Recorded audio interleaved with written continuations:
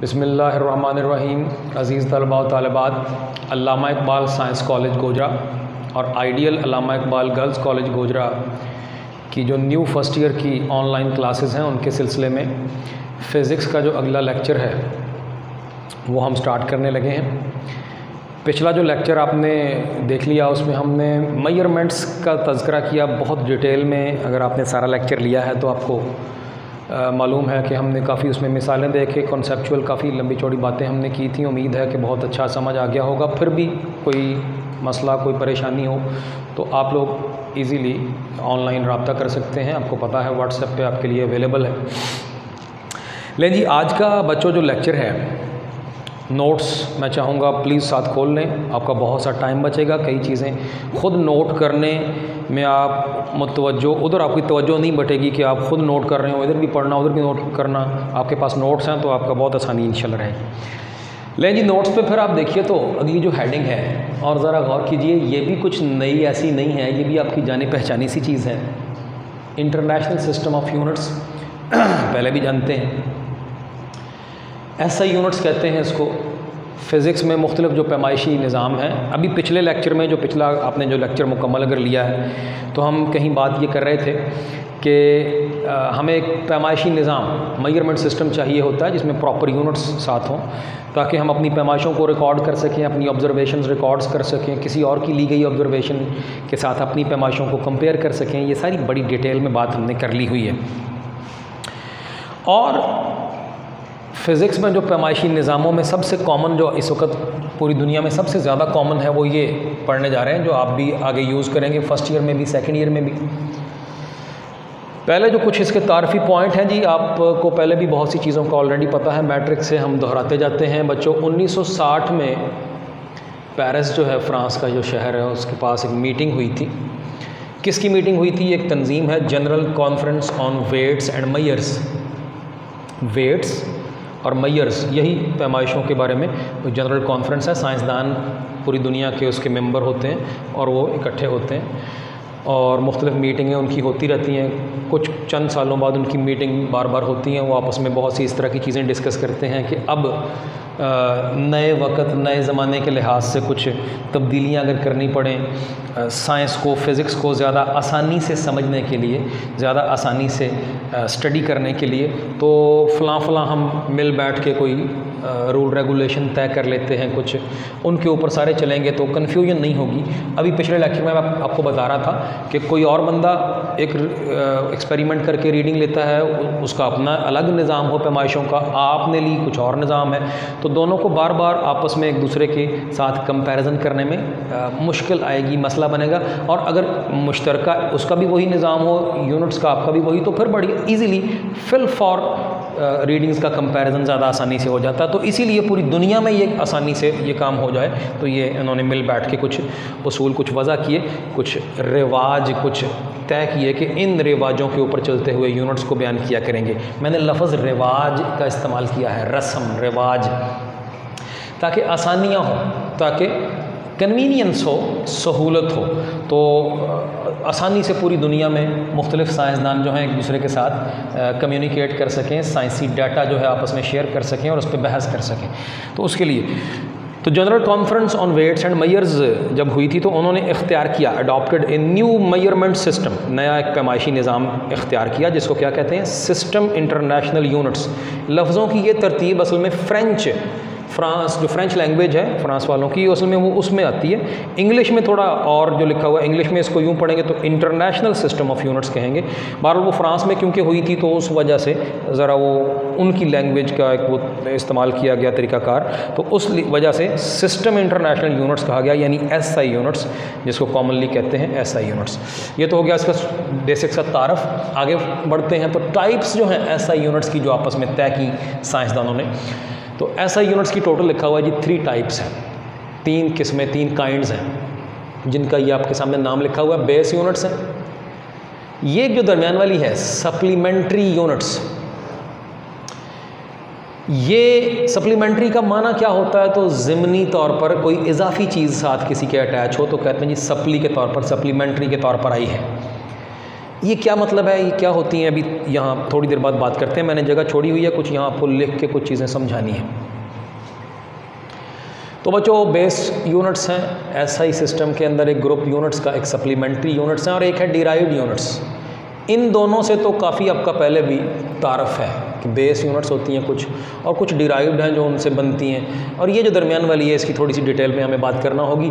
Base units पे आते हैं तो जैसे मैंने पिछले लेक्चर में भी रिक्वेस्ट की थी, अभी भी की, उससे पहले भी कर चुका हूँ कि लेक्चर का फ़ायदा तभी होगा जब आपके पास बुक होगी, और भी ज़्यादा बेहतर होगा जब नोट्स होंगे। तो वो अब तक तो अब ये इंश्योर होना चाहिए कि नोट्स लेके ही आप बैठे हुए हैं। यहाँ मैं आपका कुछ टाइम बचाने के लिए, कुछ अपना भी आसानी है और टाइम बचाने के लिए वो पूरा टेबल यहाँ पर मैंने नहीं लिखा, और मैंने कुछ यहाँ लिखा है कि ये फ्रॉम बुक या नोट्स आप देख लेंगे, उधर से आपकी तसल्ली हो जाएगी। यहाँ हमें बहुत, ये वीडियो में ज़ाहिर है काफ़ी टाइम लगता है, तो आपको बड़ी ऐसे ही कोई बिला ज़रूरत उसको बहुत लेंथी करने की ज़रूरत नहीं है।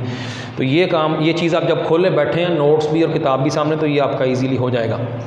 लेकिन जी बात शुरू करते हैं। ये 2 पॉइंट मैंने लिखे हैं जो नोट्स पे या बुक पे वैसे डायरेक्ट इन लफ्ज़ों में लिखे तो नहीं हुए, लेकिन ये बच्चों बड़ी मुफीद बात है। ये आपको बहुत सी कन्फ्यूजन से बचाने के लिए हैं। ये पल्ले मान लीजिए, याद रखिएगा, ये मैंने 2 पॉइंट लिखे हैं ऑन रिकॉर्ड, या रिकॉर्ड करवा रहा हूँ, तो इसमें कोई ये ना सोचिएगा कि नहीं ये मैंने जानबूझ के कोई अपनी तरफ से किया है। ये एक्चुअली ऐसा ही है। क्या है, ये जो बेस यूनिट्स हैं साइंसदानों ने तय की हैं, इनकी बच्चों कोई बड़ी कोई साइंसी, कोई गहरी, कोई साइंसी वजह, कोई साइंसी कानून अप्लाई करके, कोई ऐसे कोई फिज़िकल फिनोमेना से लेके कोई इस तरह नहीं बनाई गई थी ये बेस यूनिट्स। ये सिर्फ कन्वेंशंस हैं बच्चों, याद रखिएगा। और ये भी याद रखिए, ये अब जिक्र आया है तो थोड़ा सा आपको बता दूं। ये पहला चैप्टर है, इंट्रोडक्शन है। यहाँ हमारा ये फ़र्ज़ बनता है कि आपको उस तरह की वो सारी एक बेस बना दी जाए कि जिस पे चल के फिर पूरी फर्स्ट ईयर की और पूरी सेकंड ईयर की फ़िज़िक्स पर आपको ज़्यादा बेहतर समझ आए, कॉन्सेप्ट ज़्यादा अच्छा हो। तो मैं आपको छोटी सी चीज़ ये भी एक बता दूँ कि कन्वेंशंस होती हैं फ़िज़िक्स आप जब पढ़ेंगे तो बच्चों कुछ तो लॉज और प्रिंसिपल्स हैं, उनके तहत है चीज़ें एक्सप्लेन करनी है। वो तो खैर लॉज हैं, प्रिंसिपल्स हैं, उनकी तो वायलेशन या खिलाफ वर्जी नहीं हो सकती। मतलब लॉज है ऑथेंटिक, तयशुदा, अब तक जो रिसर्च है उसके मुताबिक वो तयशुदा हैं। लेकिन कन्वेंशंस बच्चों कोई लॉ नहीं होता, कोई कानून, कोई प्रिंसिपल नहीं है। कन्वेंशन का मतलब रिवाज है, रस्म, रिवाज। ये सिर्फ़ और सिर्फ जस्ट फॉर कन्वीनियंस, ये सिर्फ सहूलत के लिए होते हैं, आसानी के लिए होती हैं। कन्वेंशंस रिवाज हैं कि साइंस की स्टडी जो है वो पेचीदगियों से बचेंगे, कन्फ्यूजन से बचेंगे अगर ये चीज़ें इख्तियार करेंगे। तो याद रखिएगा, मैं एक बात आज बताने लगा हूँ, बहुत ज़्यादा फर्स्ट ईयर में भी सेकंड ईयर में भी आएंगी। फ़िज़िक्स पूरी जब आप पढ़ेंगे तो कुछ लॉज और प्रिंसिपल्स के तहत और कुछ कन्वेंशंस के तहत। और कन्वेंशंस सिर्फ स्टडी को आसान बनाने के लिए, सिर्फ कन्फ्यूजन से और बार बार के मुगालतों से बचने के लिए हैं। तो बेस यूनिट्स की कोई ख़ास रीज़न, कोई ख़ास गहरी साइंसी वजूहात बेसिकली नहीं थी। मिल बैठ के साइंसदानों ने आपस में मशावरत से तय की कि चलें जी फ़लाँ क्वांटिटीज़ को अगर हम बेस क्वांटिटीज़ मान लें तो साइंसदानों का जो उस वक्त तक का तजर्बा था कि जी फिर फ़िज़िक्स की बहुत सी चीज़ें जो हैं वो ज़्यादा सीधी हो जाती हैं, ज़्यादा पढ़ना उनको आसान हो जाता है। तो ये 2 बातें बड़ी अहम ज़हन में रखनी है। इनकी कोई टेंशन नहीं लेनी कि जी पता नहीं इनका कोई साइंसी वजह हमने ढूंढनी है, कतई तौर पर नहीं। ऑन रिकॉर्ड बता रहा हूँ ज़िम्मेदारी से, इसकी आपकी टेंशन नहीं है। 7 है टोटल, कितनी है बेस यूनिट्स? टोटल 7 उन्होंने तय की। मैं ये नहीं कह रहा कि फ़िज़िक्स में कोई लॉ है कि जी होती ही 7 है, नहीं। उन्होंने आपस में तय कर ली कि जी ये 7 मान लेते हैं बेस यूनिट्स होंगी, बेस क्वांटिटीज़ की यूनिट्स होंगी। और जैसे मैंने कहा कि मैं पूरा टेबल इधर बना के आपका टाइम ज़ाया करने के बजाय आपके पास सामने आपकी खुली हुई है इस वक्त किताब और नोट्स यकीनन, तो टेबल फ्रॉम बुक या नोट्स। अब आप टेबल की बात थोड़ी सी कर लें। टेबल में 7 क्वांटिटीज़ ये कौन सी हैं? उन 7 क्वांटिटीज़ के नाम बच्चों लिखे हुए हैं आपके सामने, उनकी यूनिट्स के नाम लिखे हुए हैं, आप देख रहे हैं टेबल में, और उनकी सिंबल्स लिखी हुई हैं, अलामत उनकी सिंबल क्या होती है वो लिखी हुई है यहाँ। अब ज़रा ये देखिएगा, याद रखिएगा, ये कौन सी है आप सामने देख रहे हैं लिस्ट इनकी जी। मैथ है, लेंथ है, टाइम है, आप देख रहे हैं 3 तो वो हैं जिनका भी पीछे भी पिछले लेक्चर में भी जिक्र आया था। इन तीनों के अलावा और कौन सी हैं तो आप देख रहे होंगे थर्मोडायनेमिक टेम्परेचर है, इलेक्ट्रिक करंट है, ल्यूमिनस इंटेंसिटी है, ल्यूमिनस रोशनी वाली, रोशनी से मुतल्लक, रोशनी की शिद्दत। और 7वें नंबर पे है अमाउंट ऑफ सब्सटेंस, मादे की मिकदार। फिर इनकी यूनिट्स हैं आपके सामने हैं और उनकी सिंबल्स हैं। आपने बच्चों, मैं आपको पहले ही हिंट दे दूं, बजाय इसके कि आप गफलत में, जैसे कहते हैं जी, गफलत में कहीं आप फंस ना जाएं, पकड़े ना जाएं, टेस्ट में कहीं आपके मार्क्स ना कटें, तो मैं आपको पहले ही हाईलाइट कर दूं कि ये जो आपके सामने टेबल खुला हुआ है, इसमें जो जो सिंबल्स हैं इनसे ज़रा होशियार रहना है। कौन सी कैपिटल ABC की है? कैपिटल ABC वाली सिंबल है। जैसे कि थर्मोडायनेमिक टेम्परेचर का कैपिटल K है, केल्विन, केल्विन का कैपिटल K।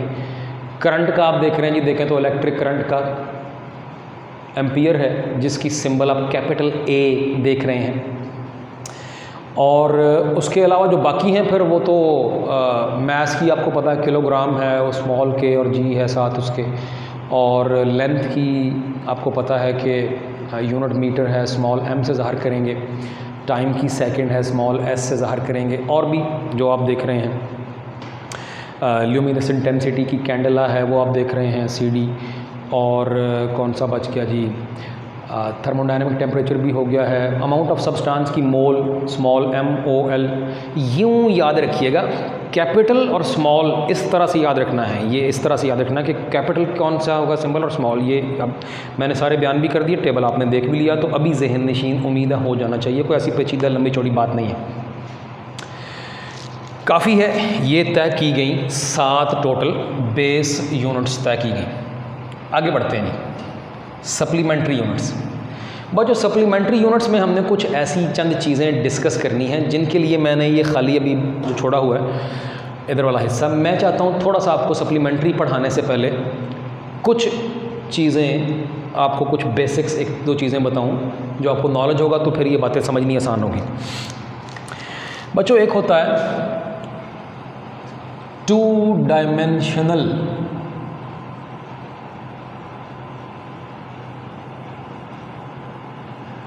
प्लेन, मैदान कह लें, प्लेन। और एक होता है 3 डायमेंशनल, और उसे हम स्पेस कहते हैं, जगह, स्पेस। और आम तौर पर हम मुख्तसरन पूरा लफ्ज़ नहीं बोलते, 2D 3D कह देते हैं। 2 डायमेंशनल प्लेन होता है, 3 डायमेंशनल स्पेस होती है। ये बच्चों आज आपने कॉन्सेप्ट सीख लेना है, और ये आगे भी कई दफ़ा बहुत ज़्यादा फिज़िक्स में बार बार इस्तेमाल होना है, पर्टिकुलरली फर्स्ट ईयर में और सेकंड ईयर में भी कहीं ना कहीं इसका ज़रूर तज़किरा आता है। ये आज सीख लेंगे तो आगे हर जगह काम आएगा। देखो बच्चों, कुछ चीज़ों का जो साइज़ है, साइज़ मापना है तो हमें बस 2 डायमेंशनल 2 तरफ़ा बस पैमाइश चाहिए होती है। मैं जिस फ़र्श पे खड़ा हूँ, जिस ज़मीन पे आप बैठे हैं, जिस फ़र्श पे आप बैठे हैं या खड़े हैं, वीडियो देखते हुए बैठे ही होंगे वैसे आप। अच्छा, तो जिस ज़मीन पे आप बैठे हुए हैं या मैं खड़ा हूँ, ये जो बच्चों फ़र्श है, इसकी पैमाइश हमारे लिए 2D है, 2 डायमेंशनल है। इसमें हम दाएं से बाएं को पैमाइश लेते हैं और यूँ आगे पीछे को, तो एक इधर को हो गई, एक उधर को हो गई, 2 डायमेंशन, 2 जहती, डायमेंशनल, जहत, तो 2 जहती और सह जहती या 3 जहती पैमाइश। जब हम कोई प्लॉट या ज़मीन ख़रीदते हैं बच्चों, तो हमें बस उसकी, आपने देखा होगा कभी, उसका सिर्फ हमें लंबाई और चौड़ाई मापनी होती है और पूरी पैमाइश हो गई। लेकिन हम अगर बात करें कोई कुर्सी जिसके ऊपर आप बैठे हैं, या समझिए आपके घर में जो रेफ्रिजरेटर है, फ्रिज है, कोई डेस्क होता है, कोई रोस्ट्रम या डाइस जो होता है जिसके ऊपर हम टीचर खड़े होकर लेक्चर देते हैं, या मैं फ्रिज की मिसाल देने लगा था, तो घर में बच्चों जो फ्रिज है आपके पड़ा हुआ, फ्रिज का जो स्ट्रक्चर है, जो पैमाइशें हैं, वो 3 तरफ़ा हैं, सह जहती, 3 डायमेंशनल है। देखें कैसे, एक उसकी हाइट है, एक ये पैमाइश हो गई, एक उसकी बच्चों ये वाली चौड़ाई होगी दाएं बाएं को, और एक आप कह सकते हैं उसकी आगे पीछे को जो मोटाई है।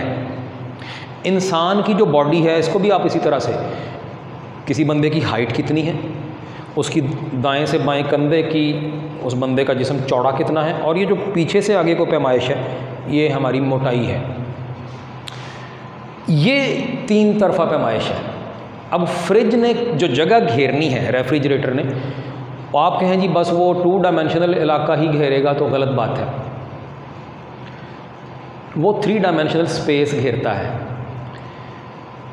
जबकि मैंने पहले मिसाल दी कि कोई ज़मीन का टुकड़ा, कोई प्लॉट ख़रीदना है तो आप उसको ज़मीन खोद के ये नहीं देखते कि ज़मीन नीचे को कितनी मोटी है, आप सिर्फ लंबाई और चौड़ाई मापते हैं। तो ये फ़र्क है 2D और 3D में। इस फ़र्क को थोड़ा और डिटेल में समझाता हूँ। ये ज़रा देखिएगा क्या फ़र्क है जी 2D और 3D का।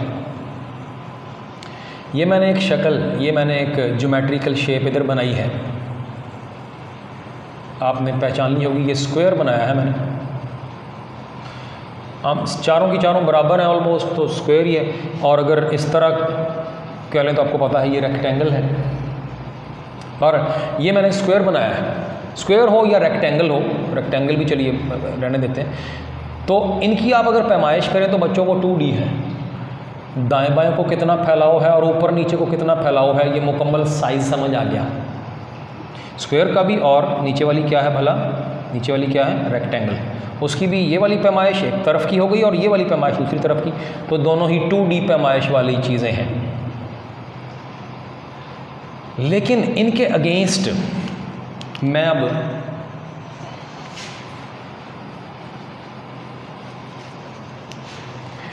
ये देखिए तो मैंने क्या बनाया।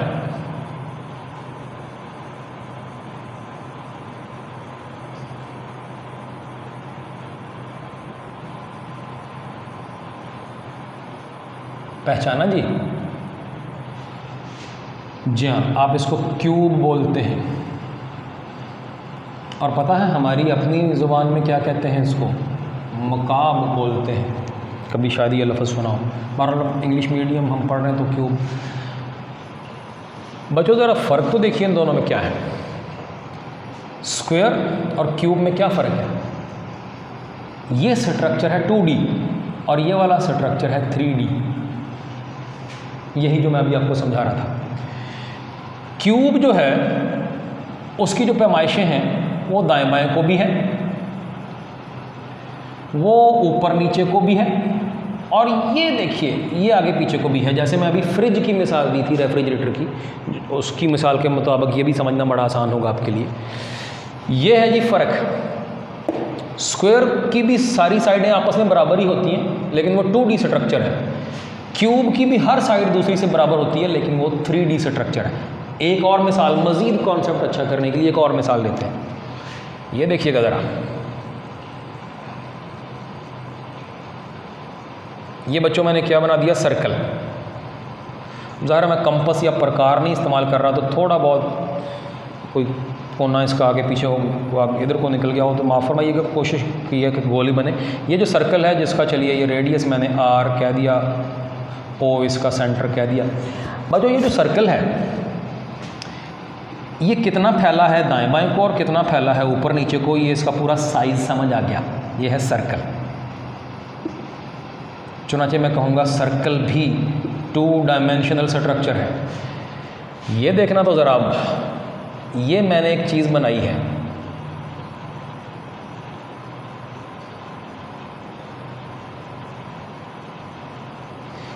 ये क्या चीज़ है? ये बच्चों इसको कहते हैं स्फीयर। आपको मालूम है ना कि सर्कल तो मुकम्मल गोल होता है, सर्कल मुकम्मल गोल होता है। और बच्चों स्फीयर जानते होंगे, स्फीयर थोड़ा सा लंबूतरा बैजवी है ना? नहीं, ऐसा नहीं है। सुन लें, याद रखिएगा, सर्कल भी परफेक्ट गोल है, मुकम्मल गोल है। स्फीयर भी परफेक्ट गोल है, कोई लंबूतरा या बैजवी नहीं है। मैंने शायद बनाने में कोई तो नहीं कर दिया। अच्छा, ये मुझे लगता है अगर आप हंस रहे हैं तो उसकी वजह शायद ये है कि मुझसे बनाने में थोड़ा सा हंस रहे हैं। ये देखें जी, ये देखें जी। अब चलिए, अब कुछ वो असल में यहाँ से बच्चों साइड से जब खड़े होके बनाते हैं ना, यूँ इधर से खड़े होके यूँ बनाना, तो वो फिर ज़रा थोड़ा सा आउट हो जाता है। बच्चों ये अगर आपको लग रहा था पहले कोई अंडे जैसा बैज भी, तो मैंने सही कर दिया। सर्कल भी परफेक्टली गोल है, स्फीयर भी परफेक्टली गोल है। फ़र्क फिर क्या हुआ, देखना तो क्या फ़र्क है। सुनिए, फ़र्क ये है, सर्कल वो होता है जैसे आप उंगली में कोई रिंग पहनते हैं तो वो सर्कल जैसी है, या बच्चियाँ औरतें चूड़ियाँ पहनती हैं तो वो सर्कल जैसी चीज़ है। और स्फीयर जैसी क्या चीज़ है? स्फीयर होता है क्रिकेट खेलते हुए जो आप बॉल, या फुटबॉल खेलते हुए जो फुटबॉल है, ये है स्फीयर। बस यही है जी फ़र्क सर्कल और स्फीयर में। सर्कल होता है रिंग या चूड़ी जैसा, और स्फीयर किस तरह का होता है? स्फीयर फुटबॉल या बॉल जैसा। हैं दोनों ही परफेक्टली गोल। अब आप दोनों का फ़र्क फिर सोच लें क्या है। सर्कल जो है ना जी, सर्कल हम वाइट बोर्ड पे या कागज़ पे यूँ बना सकते हैं जैसे मैंने दिखा दिया, ये परफेक्ट अपनी असल शेप में मैंने दिखा दिया। लेकिन बॉल या फुटबॉल जैसा एक्चुअली है, असल में जैसा है, वो मैं कागज़ पे सच्ची मुच्ची ड्रा नहीं कर सकता, क्योंकि उसका तो पेट भी बाहर को फूला हुआ है यूँ बाहर को स्पेस में, और ये मैं इसके ऊपर हाथ फेरता हूँ तो वो तो नहीं फैला, वो तो बाहर को नहीं उभरा हुआ। ये जो मैंने एक पट्टी सी, ये जो स्ट्रिप सी बना दी है, इससे आपको लग रहा होगा कि जैसे ये बाहर को निकला हुआ है, लेकिन एक्चुअली नहीं है। एक्चुअली मतलब तस्वीर में बाहर को नहीं निकला हुआ, स्फीयर होता है बाहर को निकला हुआ, इस तस्वीर में ये एक्चुअली नहीं। ये मैंने समझाने के लिए कि जैसे बाहर को फूला हुआ है तो ये बना दिया, और आपको लग रहा होगा कि ऐसा है कि फूला हुआ है। अब बाहर को फूला होने की वजह से ज़रा सुनिए, इसका जो फैलाव है वो 3D कैसे हो गया। इसका दाएं बाएं को भी फैलाव है, कुछ ऊपर नीचे को, और कुछ वो पीछे से बाहर को, जैसे इसका पीछे से बाहर को। तो ये है 3D स्ट्रक्चर। लें जी, और भी डिटेल में इसमें बात की जा सकती है, लेकिन उम्मीद है कि यहाँ से आपको जितना चाहिए वो काफ़ी है। ये मैंने क्यों इजाफी डिटेल बताई, ये मैं वापस इधर आने के बाद आपको बताऊंगा, आपको समझ आएगी कि ये हमें क्यों बताना था और यहाँ उसका क्या इस्तेमाल है। और क्योंकि असल टॉपिक से थोड़ा सा हट के कुछ इजाफी चीज़ बताई है, तो मुझे एक चीज़ और याद आई, शायद आपके भी जहन में हो। जो पहले जो लेक्चर था, जो पहला लेक्चर आपने जिन्होंने लिया है, उनको याद होगा मैंने एक वादा किया था, मैंने कहा था जी अगले किसी लेक्चर में वो आपको बता दूंगा कि ये क्या, ये जो लफ्ज़ हम अमूमन ये जो यूज़ करते हैं, जो टर्म्स यूज़ करते हैं, इस्तिलाहें पढ़ते हुए साइंस, ये जल्दी से छोटी सी बात मज़ीद एक करके फिर वापस टॉपिक पे आते हैं। ये बच्चों हम अमूमन IE यूज़ करते हैं और EG यूज़ करते हैं। ये देखिएगा क्या चीज़ है जी, IE है आयड एस्ट और EG है एग्जाम्पली ग्रेशिया। ये दोनों ही इंग्लिश के लफ्ज़ नहीं हैं, इंग्लिश के नहीं हैं, ये लातीनी ज़बान के लफ्ज़ हैं बच्चों, याद रखिएगा, लातीनी, लैटिन। इंग्लिश में यूज़ इनका करते हैं हम। उर्दू में आपको पता है बहुत से अरबी के लफ्ज़ यूज़ करते हैं, हिंदी के लफ्ज़ यूज़ करते हैं, तुर्की ज़बान के लफ्ज़ यूज़ करते हैं। हमारी अपनी जो ज़बान उर्दू है वो ख़ुद भी किसी और ज़बान का लफ्ज़ है, तुर्की ज़बान का।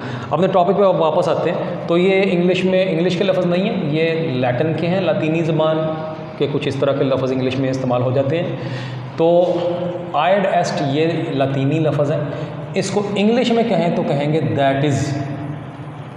आइंदा हम यूज़ करेंगे, पहले भी कहीं कर चुके हैं। उर्दू में हम आमतौर पे इसको यानी के कह देते हैं, यानी कि एग्जाम्पली ग्रेशिया, ये स्पेलिंग देखिएगा यही है, EXE, एग्जाम्पली ग्रेशिया।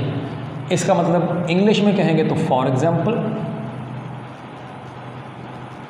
और उर्दू में बताने की ज़रूरत नहीं है, ज़ाहिर है उर्दू में क्या होगा, मिसाल के तौर पर, ज़ाहिर है ये अमूमन बार बार इस्तेमाल होंगे, तो मैंने कहा चलिए ये भी आपको पता होना चाहिए। ये कुछ इजाफी बातें। लेकिन जी फटाफट फ़ौरन अपने टॉपिक पे वापस आते हैं, इसको मैं मिटाता हूँ। अब हम तैयार हैं, मेरा ख़्याल है आप भी तैयार हैं कि जो बात यहाँ समझानी है उसके लिए। सप्लीमेंट्री यूनिट्स बच्चों, पहला तो पॉइंट इसका मैं लिखता हूँ, ये लिखा था बेस यूनिट्स, और टोटल कितनी होती हैं 7। यहाँ मैं लिखता हूँ कि ये टोटल कितनी होती हैं, ये टोटल कितनी यूनिट्स हैं जी, सिर्फ 2 हैं बच्चों, ओनली 2। कौन कौन सी अभी देखते हैं। लेकिन जो पहला मैं पॉइंट लिखने लगा था वो ये है कि ये जो सप्लीमेंट्री यूनिट्स हैं, याद रखिएगा ये असल में 2 ज्योमेट्रिकल क्वांटिटीज़ की यूनिट्स हैं जी, सुन लें, याद रखिएगा। ये दो ज्योमेट्रिकल क्वांटिटीज़ से रिलेटेड यूनिट्स हैं। बेसिकली आप कह सकते हैं कि ये बेसिकली फ़िज़िक्स की नहीं, ज्योमेट्री की हैं, लेकिन फ़िज़िक्स में बहुत ज़्यादा इस्तेमाल है ज्योमेट्री का, मैथमेटिक्स का, क्योंकि फ़िज़िक्स में इनका बहुत यूज़ हुआ, देखा गया, बहुत यूज़ होता था। थी तो ज्योमेट्रिकल क्वांटिटीज़ की ये यूनिट्स, लेकिन फ़िज़िक्स में फिर इनको शामिल कर लिया गया क्योंकि इनका यूज़ बहुत है फ़िज़िक्स में। तो ज्योमेट्रिकल क्वांटिटी की दो यूनिट्स हैं जिनके नाम हैं, क्वांटिटीज़ के नाम हैं प्लेन एंगल और सॉलिड एंगल। ये दो क्वांटिटीज़ हैं। जैसे मास क्वांटिटी है लेकिन किलोग्राम उसकी यूनिट है, जैसे लेंथ क्वांटिटी है मीटर उसकी यूनिट है, जैसे टाइम क्वांटिटी है सेकंड उसकी यूनिट है। तो ये दो ज्योमेट्रिकल क्वांटिटीज़ थी, प्लेन एंगल और सॉलिड एंगल। इनकी यूनिट्स हैं, प्लेन एंगल की यूनिट थी बच्चों रेडियन। क्या थी? रेडियन। और सॉलिड एंगल की यूनिट थी स्टीरेडियन।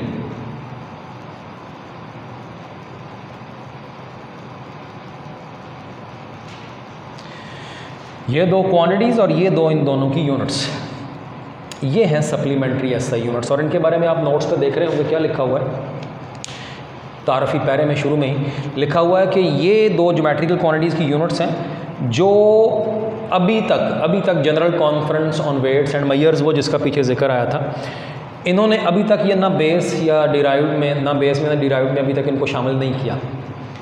तो इनको अलग से ही रखा है, इनकी अलग शनाख्त रहे, इनको अलग से ही रहने दिया। और अच्छा किया, ठीक है, इनकी कुछ अलग वाज़े शनाख्त रहे, इनको समझना ज़्यादा आसान हो जाएगा। तो ये सप्लीमेंट्री एसआई यूनिट्स हैं। अब इनकी थोड़ी और डिटेल पे फिर चलते हैं। यूँ मैं लाइन लगा लेता हूँ जैसे आपके नोट्स में लगी हुई है। तो बच्चों रेडियन की बात कर लेते हैं, जिसको हम सिंबल जिसकी RAD रैड कहेंगे, और दूसरा है स्टीरेडियन जिसकी सिंबल SR आप देख रहे होंगे लिखी हुई है। दोनों का तज़किरा जल्दी से बारी बारी करते हैं। ऑलरेडी बात हो गई है, रेडियन किसकी यूनिट है? प्लेन एंगल की। ये प्लेन एंगल की यूनिट है जी। और प्लेन एंगल बच्चों क्या है? अभी मैंने आपको इसी चीज़ के लिए वो डिटेल में समझाया, 2D 3D। 2 डायमेंशनल प्लेन होता है जबकि 3 डायमेंशनल स्पेस होती है। ये प्लेन एंगल है जिसका मतलब है angle made with in 2D plane, angle in 2D plane, यूँ समझ लें।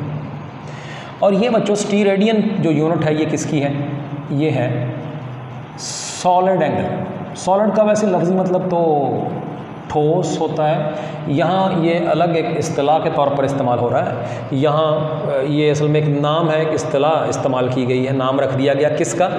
ये नाम रख दिया गया है एंगल इन 3D स्पेस।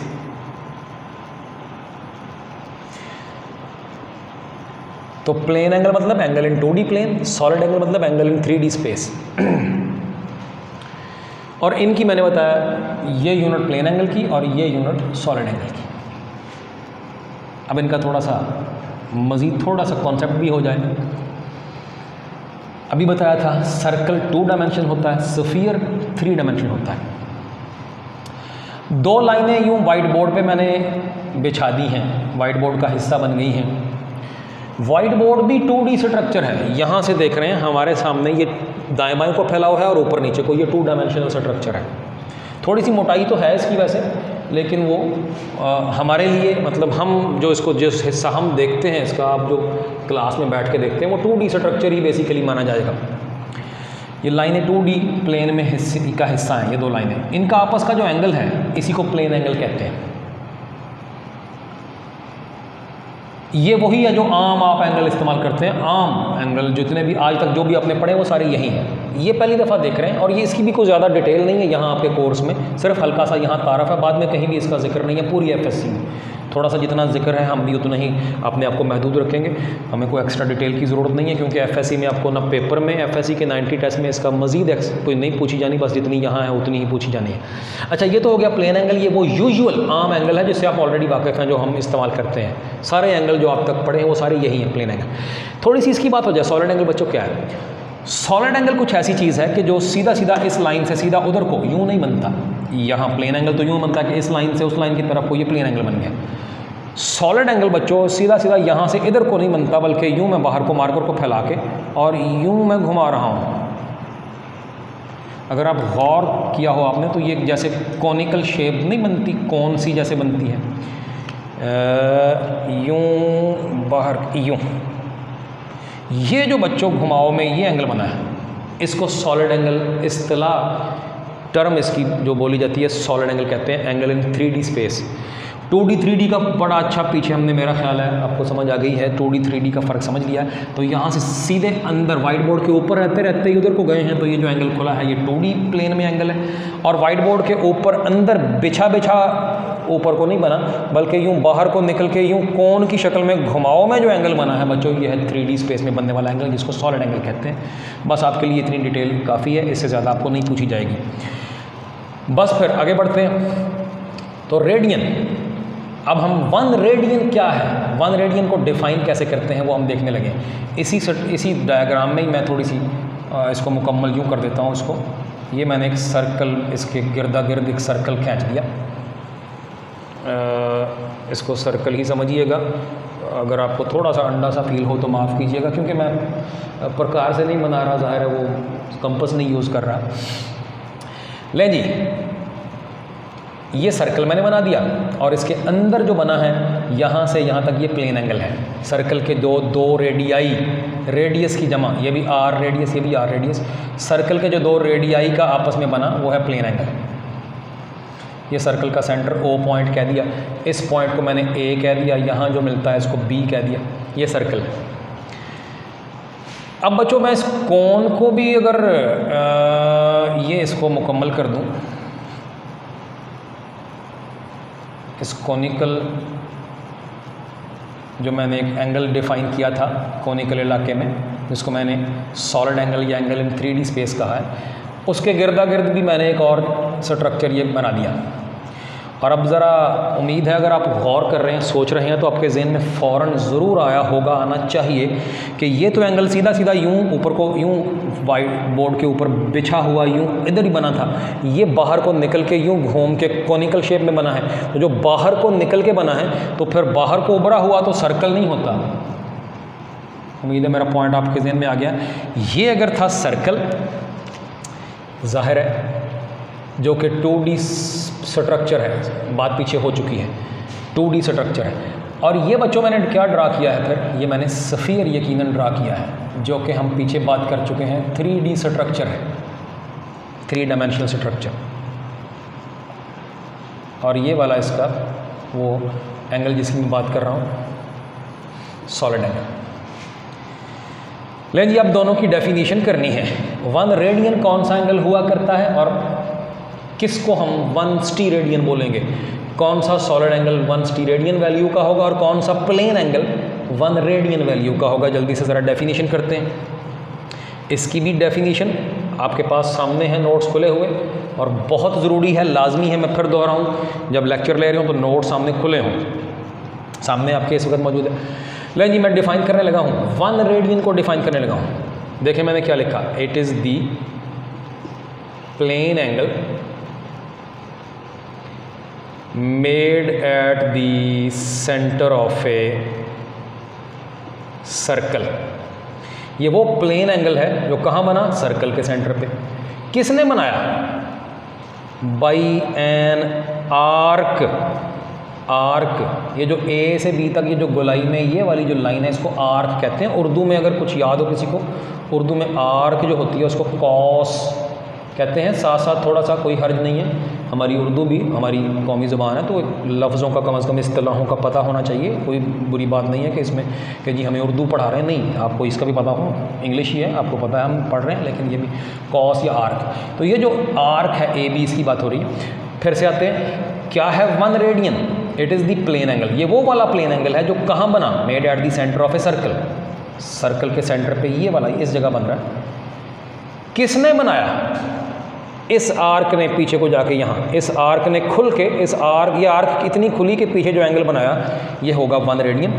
तो it is the plane angle made at the centre of a circle, जो किसने बनाया, by an arc of length. वो आर्क कैसी थी, वो ऐसी थी कि उसकी ये जो लेंथ थी यहाँ से यहाँ तक, ये लेंथ कितनी थी, of length equal to the radius of the circle, circle के रेडियस के बराबर। सुन लें जी, फिर से रिपीट करता हूँ। ये आर्क लेंथ छोटी सी आर्क भी हो सकती है, यहाँ से यहाँ तक छोटी सी आर्क है, ये बहुत बड़ी भी हो सकती है, कोई भी चुन सकते हैं आर्क, इतनी आर्क चुन ली, इतनी चुन ली। लेकिन बच्चों ऐसी आर्क, वो वाली आर्क लेंथ, थोड़ा सा इसको ज़रा ये मुनासिब सा कर देते हैं, वो वाली आर्क लेंथ जो इतनी लंबी हो कि जितना ये रेडियस है, हम ए से बी तक यूँ साथ साथ गोलाई में चल के अगर उतना ही फासला तय करें जितना कि रेडियस भी है, ओ ए ओ बी जितना है उतना ही ए बी हो, अगर ऐसा हो, अगर ये आर्क लेंथ रेडियस के बराबर हो, तो फिर ये इतने जितना ये खुली है, इसको पीछे को हम यूँ जब इसके दोनों सिरों को सेंटर पर मिलाएं, ये जो दो रेडियाई के थ्रू, तो ये जो एंगल खुला, this angle is called 1 radian. जल्दी से मुख्तसरन फिर मैं दोहराता हूँ, एक ऐसी आर्क जो इतनी लंबी हो जितना सर्कल का रेडियस भी था, तो उसके दोनों सिरों से जो अंदर को हम दो लाइनें खींचेंगे, उनका आपस का जो एंगल बनेगा वो 1 रेडियन होगा। तो ये वो प्लेन एंगल है जो कहाँ बना, eight the centre of a circle. किसने बनाया, एक ऐसी आर्क ने यहाँ से यहाँ तक खोल के बनाया कि जो कितनी लंबी थी, जिसकी लेंथ थी equal to the radius of the circle. Of the circle भी बेशक लिख दें, तो रेडियस ऑफ या इट्स रेडियस कह लें, सर्कल का रेडियस। ये हो गई जी डेफिनेशन 1 रेडियन की, जो मैंने 4-5 दफ़ा दोहरा दी है, ख़ुद भी इसको आप दोहराएंगे, याद करेंगे इसको। ये ओ, अब इधर आते हैं, ये सेंटर स्फीयर का है। अब मैं 1 स्टीरेडियन बच्चों डिफाइन करने लगा हूँ। बहुत हद तक मिलती जुलती कुछ बात होगी, कुछ डिफरेंस भी होगा, कुछ मिलती जुलती बात। वो था it is the plane angle made at the centre of a circle. यहाँ बच्चों क्या कहेंगे, इट इज़ दी, वो मैं कर रहा हूँ ताकि आपको आसान हो, इट इज़ दी। अब वहाँ था प्लेन एंगल, यहाँ वाला बच्चों क्या कहें, बोले it is the solid angle. बिल्कुल, जो हम बात कर चुके हैं ऑलरेडी, वो था it is the plane angle, ये है it is the solid angle. वो था made at the centre of a circle. और इधर वाला क्या होगा लॉजिकली, खुद ही बताइए तो, शाबाश, made at the centre of a, हाँ, sphere. Made at the centre of a circle था, तो मानेगा made at the centre of a. ये देखें जी, जहाँ जहाँ फ़र्क है मैं वो लिख रहा हूँ, स्फीयर। वहाँ वो एंगल किसने बनाया था, by an arc of length equal to the radius of the circle. ये किसने बनाया, तो मैंने लिखा बाई इट्स सरफेस, स्फीयर की सरफेस, ये सारी बाहर वाली सरफेस। कौन सी वाली सरफेस, ऑफ एरिया, कितना area, equal to the square of its radius. तो ये बच्चों फ़र्क है, ये फ़र्क ही होगा, तो ये वो रेडियन है, वो स्टीरेडियन है, तो ये फ़र्क है इनका आपस में। लेकिन कुछ कुछ वो डेफिनेशन का स्ट्रक्चर जैसा था, मैंने इसलिए आपको याद रखनी आसान हो इसलिए यूँ करके दिखा दिया। मैं अब इसको फिर बताता हूँ। ये बाहर वाली सारी की सारी सरफेस है, ये बाहर को जो उभरी हुई ये सारी सरफेस है। इस सरफेस का बच्चों एक ऐसा टुकड़ा, ये देखें ये वाला बनाया हुआ है, इस सरफेस का एक ऐसा टुकड़ा ले लें जिसका एरिया क्या हो, एरिया हो रेडियस के स्क्वायर। ये रेडियस था आर, ये भी आर रेडियस है। ये एरिया इतना हो जितना कि रेडियस का स्क्वायर बनता है। अगर इस सरफेस का एरिया इतना है जितना रेडियस का स्क्वायर है, तो बच्चों ये जो अंदर वो जो कोनिकल शेप में घूम के एंगल बनेगा, सॉलिड एंगल, वो बच्चों होगा 1, क्या होगा, 1 SR, स्टीरेडियन। फिर से डेफिनेशन जल्दी से दोहराते हैं और कंपैरिजन भी साथ साथ फिर से देखते हैं। वो था रेडियन, 1 रेडियन क्या होता है, it is the plane angle made at the centre of a circle. आधी डेफिनेशन यहाँ तक हो गई। ऐसी ही यहाँ पर है, it is the solid angle made at the centre of a sphere. अब वो प्लेन एंगल सर्कल के सेंटर पे किसने बनाया था, एक आर्क ने, जिसकी लेंथ थी रेडियस के बराबर। ठीक हो गया। ये सॉलिड एंगल स्फीयर के सेंटर पर बनाया है, किसने, स्फीयर की उस सतह ने, उतनी सतह ने, उस सरफेस ने जिसका एरिया है equal to the square of its radius. बस ये है जी फ़र्क। तो स्फीयर की इतनी सरफेस के जो कि रेडियस के स्क्वायर के बराबर एरिया रखती है, उसने वो इतनी खुली है कि उसके अंदर अंदर अगर यूँ कॉनिकल तौर पर हम इस मार्कर को घुमाएं तो ये जो गोलाई में एंगल खुला है सॉलिड एंगल, ये बनता है 1 स्टीरेडियन। काफ़ी हो गया जी, बस बहुत कुछ है इसका, इतना ही। और एक छोटा सा रिलेशन इधर दिया हुआ है, आप अब तक वाकिफ़ रेडियन से नहीं थे, आप प्लेन एंगल, यूजुअल आम एंगल जो आप अब तक करते रहे वो प्लेन एंगल ही है, आप उसमें डिग्रियों में मापते रहे हैं। आपको पता है 45 डिग्री का एंगल, 45 डिग्री का एंगल, 90 डिग्री का एंगल, 180 डिग्री जानते हैं। हम ज़रा थोड़ा सा ये रिलेशन भी बताएं कि बच्चों ये जो 1 रेडियन है ये कितना होता है एंगल, कुछ आइडिया हो जाए डिग्री के लिहाज से, तो 57.3 डिग्रीज़। इतना क्यों है, ये भी इसकी भी कुछ वजह है, इसकी कुछ डेरिवेशन है जो अब मैं बता रहा हूँ। याद रखिएगा, जब कभी इंशाल्लाह अल्लाह मौका देगा 5वां चैप्टर जब बच्चों हम पढ़ेंगे तो उसके बिल्कुल आगाज़ पे याद रखिएगा। कभी ये बात वीडियो में रिकॉर्ड इंशाल्लाह हो जाएगी, कभी फिर से वीडियो, कभी इंशाल्लाह ज़िंदगी रही तो बात होगी। 5वां चैप्टर जब पढ़ेंगे तो ये हम साबित भी करेंगे कि ऐसा क्यों है, 1 रेडियन बराबर क्यों है 57.3 डिग्री। फ़िलहाल हमारा वो मसला नहीं है, यहाँ टॉपिक नहीं है वो हमारा, बस ऐसे ही एक रिलेशन है जो याद रखना है। ले जी, आपके लिए एफएससी में यहाँ जितना चाहिए था वो यही कुछ है, बस काफ़ी है। यही कुछ सप्लीमेंट्री यूनिट्स कौन कौन सी हैं, जल्दी इनकी मैं समरी बयान कर दूँ। तो ये वो यूनिट्स थी जो बेसिकली फ़िज़िक्स की थी तो नहीं, ज्योमेट्रिकल क्वांटिटीज़ की थी, लेकिन फ़िज़िक्स में बहुत इस्तेमाल होती थी तो इसलिए इनको बाद में अटैच किया गया कि ये भी ऐसा यूनिट्स में शामिल कर ली गई, लेकिन बतौर सप्लीमेंट्री, ज़िमनी, इजाफी बाद में अटैच हुई। ज्योमेट्रिकल क्वांटिटीज़ प्लेन एंगल और सॉलिड एंगल थी। प्लेन एंगल की यूनिट रेडियन है, सॉलिड एंगल की स्टीरेडियन है। इनको फिर अलग अलग एनालाइज़ किया और मैं बार बार 5-5, 6-6 दफ़ा ये डेफिनेशन दोहरा चुका हूँ। अब मज़ीद टाइम ज़ाया नहीं करते, मज़ीद किसी को चाहिए तो वीडियो जो मौजूद है यही, इसको रिवाइंड करके देख लीजिएगा, प्लस आपके नोट्स पे है जी। इनफ फॉर दिस पॉइंट जी, काफ़ी है। आगे बढ़ते हैं बच्चों, तो वो जो तीसरी टाइप हमने ये लिखी हुई है डिराइव्ड यूनिट्स की, तो चलिए मैं इसको ज़रा इधर ही मिटा के जल्दी इधर ही मामला फिनिश इसका कर देते हैं। डिराइव्ड यूनिट्स पे बच्चों आ जाते हैं और साथ फिर इनके बाद हमारा ये लेक्चर इंशाल्लाह यहाँ पर फिनिश हो जाएगा।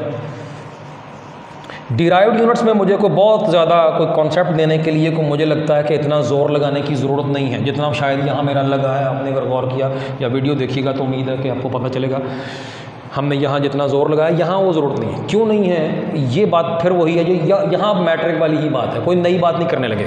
ज़रा देखें तो कल परसों भी हमने वो लेक्चर में की थी मसलन फोर्स की बात अगर करें तो फार्मूला आपको उसका पता है, F=m में बड़ा मशहूर फार्मूला है। फोर्स की यूनिट न्यूटन है जो कि बेस यूनिट नहीं है, ये बात हम पहले भी कर चुके।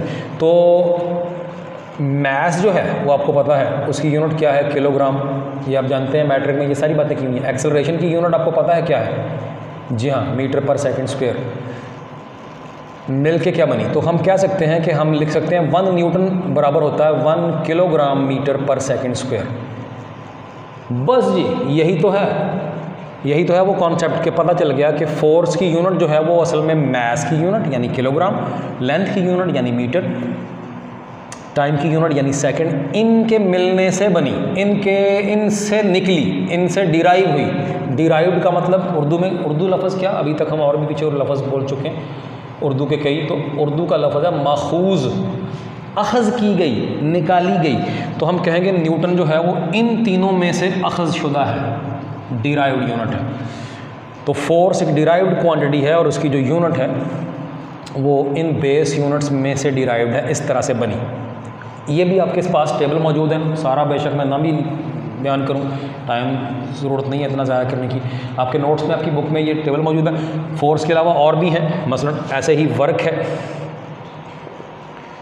वर्क आपको पता है, वर्क होता है फोर्स, बेसिक फार्मूला वर्क का, फोर्स मल्टीप्लाइड बाय डिस्टेंस, याद होगा कभी पढ़ा हुआ है।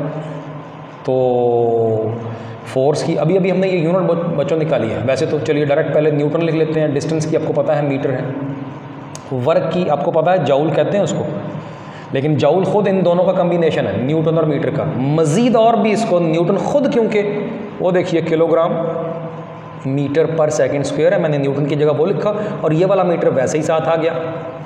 अब बच्चों देखो तो क्या बना किलोग्राम, ये मीटर 2 दफ़ा है तो क्या बनेगा, मीटर स्क्वायर और बटे में जी हाँ सेकंड स्क्वायर। सुन लें, तो इसका मतलब है जूल जो है, जो वर्क की यूनिट है वो अल्टीमेटली किलोग्राम मीटर स्क्वायर पर सेकंड स्क्वायर कहला सकती है।